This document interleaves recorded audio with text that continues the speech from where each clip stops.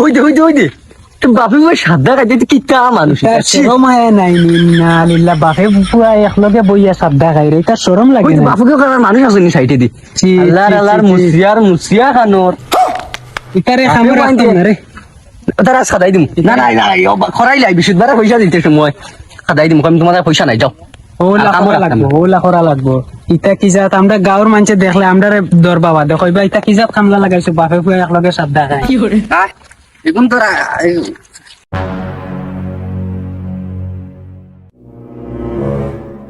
আরে কিনবো না, আমি কাম করি তো কিনবো। ইটা রে তোমরা ইনো বইয়া বাপে পুয়া কি তালে সাদ্দা মলে খাও, বুঝছি না কোনটা?